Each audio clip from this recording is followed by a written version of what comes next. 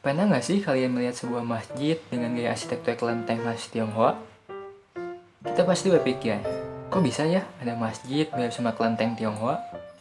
Atau mungkin kita pernah melihat Masjid Agung Kudus, masjid, tapi kok mirip sama bangunan kerajaan Hindu-Buddha ya?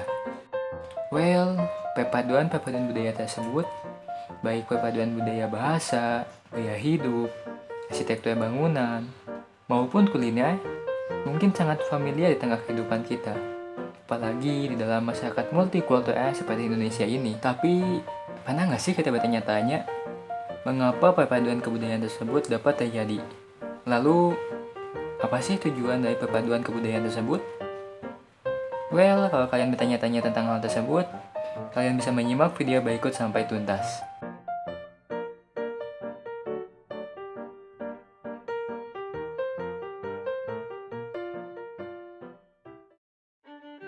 Nah, perpaduan kebudayaan-kebudayaan yang sebelumnya disampaikan seperti masjid mirip dengan kelenteng ala Tionghoa atau masjid mirip dengan bangunan agama Hindu, itu merupakan akulturasi budaya yang dihasilkan melalui interaksi antara masyarakat yang memiliki perbedaan dalam hal kebudayaan.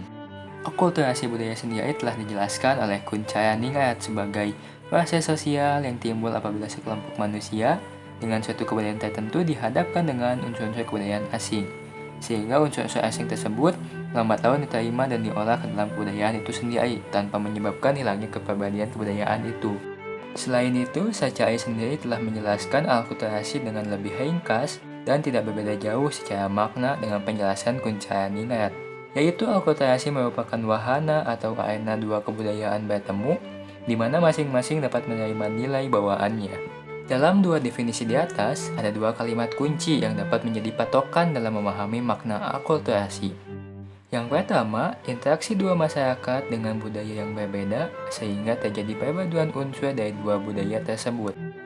Yang kedua, masing-masing masyarakat dapat menerima nilai dari masing-masing budaya mereka, sehingga tidak menyebabkan hilangnya nilai, prinsip, atau kepribadian budaya tersebut.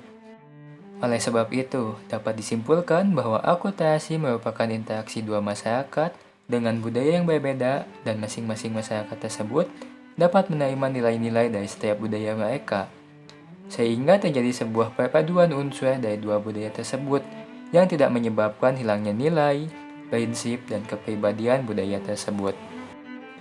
Hal tersebut dapat kita lihat dalam gaya arsitektur bangunan Masjid Kelenteng Cengho di Surabaya.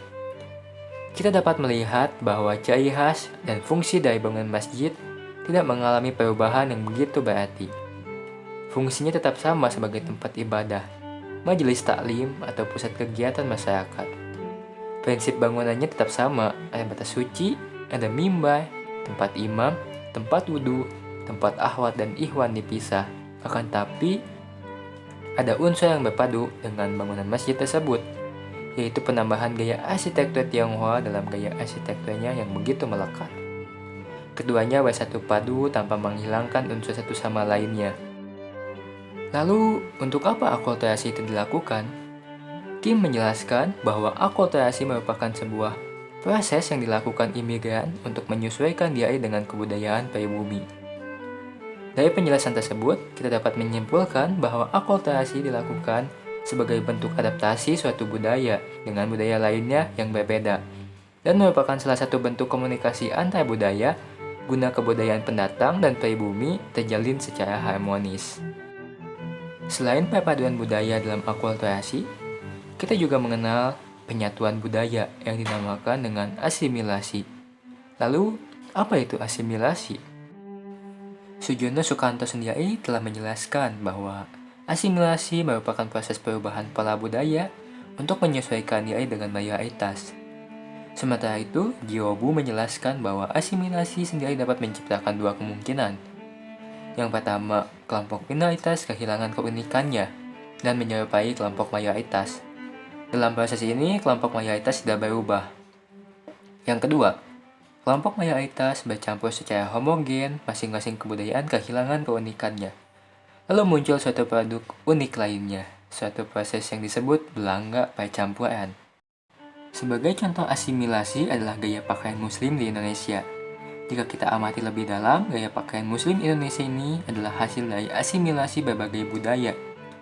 Baju koko, sarung, atau kebaya muslimah merupakan sebagian kecil dari asimilasi gaya berpakaian. Mengutip kompas.com, baju koko sendiri dipercaya berasal dari perpaduan antara baju tukim dari Tionghoa dengan baju serjan khas lokal Jawa. Perpaduan tersebut bisa kita lihat dengan ciri khas kah yang tegak dan beberapa kancing di tengah baju yang memanjang secara vertikal.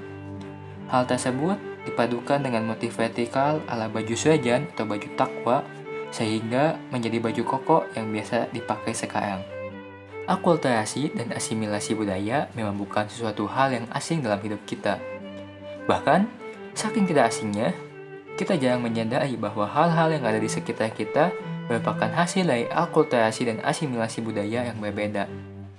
Saya Ilham Nugraha dari Humas 2B mengucapkan terima kasih telah menyaksikan. Wassalamualaikum warahmatullahi wabarakatuh.